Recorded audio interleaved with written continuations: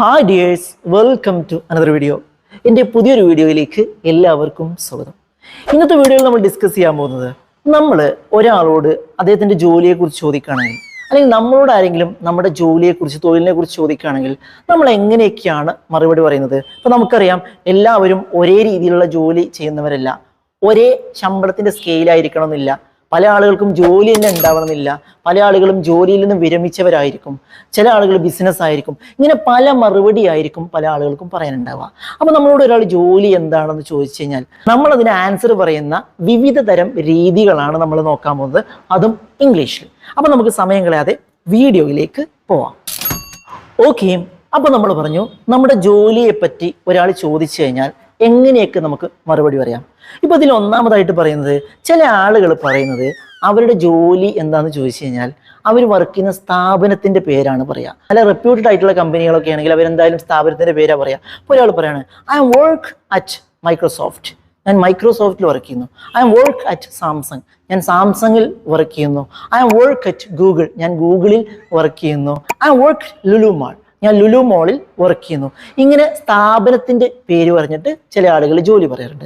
എന്നാൽ ചില ആളുകൾ ഇങ്ങനെയല്ല, സ്ഥാപനത്തിൻ്റെ പേരിനേക്കാൾ കൂടുതൽ തൻ്റെ പ്രൊഫഷൻ്റെ പേരാണ് കൂടുതൽ എടുത്ത് കാണിക്കുക. അപ്പോൾ എന്നോട് ചോദിച്ചു കഴിഞ്ഞാൽ ഞാൻ എൻ്റെ ജോലിയുടെ പേരാണ് പറയുന്നത്. അപ്പോൾ ഞാൻ പറയുകയാണ്, ഐ എം എ ടീച്ചർ, ഞാനൊരു അധ്യാപകനാണ്.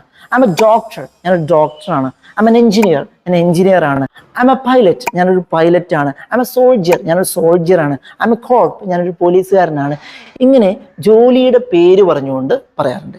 എന്നാൽ ചില ആളുകൾക്ക് ഇങ്ങനെ പറയാനായിട്ട് ഒരു ജോലി ഉണ്ടാവില്ല, തൊഴിൽ രഹിതരായിരിക്കും, തൊഴിൽ അന്വേഷിച്ചുകൊണ്ടിരിക്കുന്നവരായിരിക്കും, ഒരു ജോലിയൊന്നും ഉണ്ടാവില്ല. അപ്പോൾ അവരെങ്ങനെയാ പറയാ? സാധാരണ പറയുന്ന ഒരു രീതി എന്താണ്? ഐ എം അൺഎംപ്ലോയിഡ്, ഞാൻ തൊഴിൽ രഹിതനാണ്, എനിക്ക് ജോലിയൊന്നുമില്ല.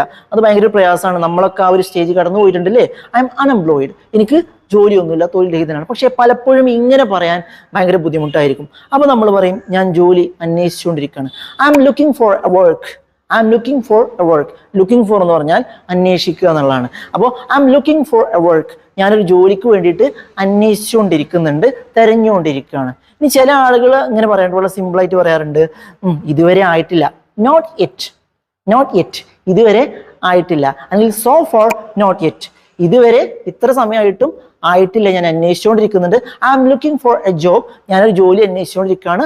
നോട്ട് യെറ്റ്, ഇതുവരെ കിട്ടിയിട്ടില്ല എന്ന് വേണമെങ്കിൽ നമുക്ക് പറയാൻ പറ്റും. അപ്പൊ ഈ രീതിയിൽ ജോലി ഇല്ലാത്ത ആളുകൾക്കും പറയാൻ പറ്റുന്നതാണ്. ഇനി ചില ആളുകൾ ഇങ്ങനെ പറയാറുണ്ട്, എനിക്ക് സ്വന്തമായിട്ട് ബിസിനസ്സാണ്. അതെങ്ങനെയാ പറയാ? I run my own business, ഞാൻ എൻ്റെ സ്വന്തം ബിസിനസ്സിനെ ഓടിച്ചുകൊണ്ടിരിക്കുക എന്നല്ല, ഞാൻ നടത്തിക്കൊണ്ടു പോകുന്നു എന്നുള്ളതാണ്. I run my own business, ഇങ്ങനെ പറയാം. ഇനി ചില ആളുകൾ അവരുടെ ആ മേഖല എടുത്തു പറയും. ഉദാഹരണത്തിന്, ഐ ഹാവ് എ സ്റ്റുഡിയോ, എനിക്കൊരു സ്റ്റുഡിയോ ഉണ്ട്. ഐ ഹാവ് എ കഫറ്റീരിയ, എനിക്കൊരു കഫറ്റീരിയ ഉണ്ട്. I have A coffee shop, എനിക്കൊരു കോഫി ഷോപ്പ് ഉണ്ട്. I have an offset press, എനിക്കൊരു പ്രസ് ഉണ്ട്. ഇങ്ങനെ ആ ഒരു മേഖല എടുത്തു പറയുന്ന ആളുകളുണ്ട്. ഇനി അതുപോലെ തന്നെ ചില ആളുകൾക്ക് കൃഷി ആയിരിക്കാം. അപ്പോൾ അയാൾ ഇങ്ങനെ പറയും, ഐ എം എ ഫാർമർ, ഞാനൊരു കൃഷിക്കാരനാണ്, ഞാനൊരു കർഷകനാണ്. ഐ എം എ ഫാർമർ, ഞാനൊരു കൃഷിക്കാരനാണെന്ന് പറയാൻ പറ്റും. ഇനി ചില ആളുകൾ സാധാ ജോലിയായിരിക്കും ചെയ്യുന്നത്. അവരെന്തായാലും ഇപ്പൊ ഇംഗ്ലീഷിൽ പറയാൻ പോകുന്നില്ല, എന്നാലും അത് പറയുന്നത് എങ്ങനെയാണ്? I am a common worker, I am a manual worker, ഞാനൊരു സാധാരണ ജോലിക്കാരനാണ്. അല്ലെങ്കിൽ ഇങ്ങനെ പറയാറുണ്ട്, I am doing something for my living, ജീവിക്കാൻ വേണ്ടി എന്തെങ്കിലുമൊക്കെ ഇങ്ങനെ ചെയ്യും എന്ന് പറയാറുണ്ട്. I am doing something for living, ജീവിക്കാൻ വേണ്ടിയിട്ട് എന്തെങ്കിലുമൊക്കെ ചെയ്യുന്നതിനാണ് അങ്ങനെ പറയുന്നത്. ഇനി ചില ആളുകൾ ജോലിയൊക്കെ ചെയ്ത് സർവീസിൽ നിന്നും വിരമിച്ച ആളുകളായിരിക്കും, റിട്ടയർമെന്റ് ആസ്വദിക്കുന്ന ആളുകളായിരിക്കും. അങ്ങനെയുള്ള ആളുകൾ പറയുന്നതാണ് ഐ എം റിട്ടയർഡ്, ഞാൻ റിട്ടയർഡ് ആയ ആളാണ്. അതിനുശേഷം ഇപ്പം എന്തെങ്കിലും ചെയ്തുകൊണ്ടിരിക്കുന്നുണ്ടെങ്കിൽ അതും അതിൻ്റെ കൂടെ നമുക്ക് പറയാം. I am retired and doing some gardening, ഇപ്പം ഞാനിങ്ങനെ തോട്ടവും കാര്യങ്ങളൊക്കെ ആയിട്ട് ഇങ്ങനെ പോവുകയാണ്, വീട്ടിലെ തോട്ടമൊക്കെ നനച്ച് ചെടികളൊക്കെ ആയിട്ട് ഇങ്ങനെ കൂടിയിരിക്കുകയാണ്. ഐ എം റിട്ടയർഡ്, ഞാൻ റിട്ടയർഡ് ആണ്. ഡൂയിങ് സം ഗാർഡനിങ്, ഇപ്പോൾ വീട്ടിലിങ്ങനെ കുറച്ച് ചെടികളൊക്കെ ആയിട്ട് ഇങ്ങനെ പോവാണ്. അല്ലെങ്കിൽ എന്താണ്, ഐ എം റിട്ടയർഡ്, ഞാൻ റിട്ടയർഡ് ആണ്.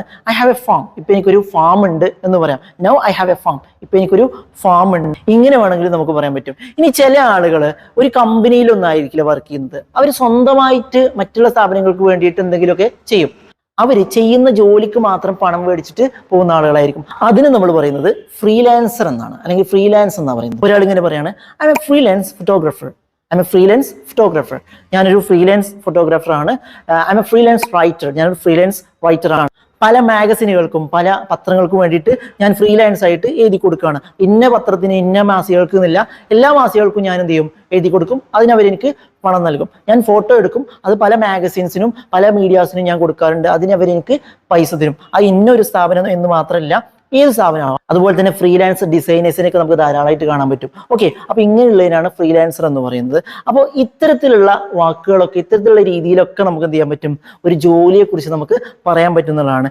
ഓക്കെ, അപ്പൊ എന്തായാലും നിങ്ങൾക്ക് മനസ്സിലായിട്ടുണ്ടെങ്കിൽ തീർച്ചയായും നിങ്ങൾ ലൈക്ക് ചെയ്യുക. ഇതുപോലെ നിങ്ങൾക്ക് മറ്റു രീതിയിൽ പറയാൻ അറിയുന്നുണ്ടെങ്കിൽ നിങ്ങൾക്ക് കമന്റ് ബോക്സിൽ രേഖപ്പെടുത്തുക.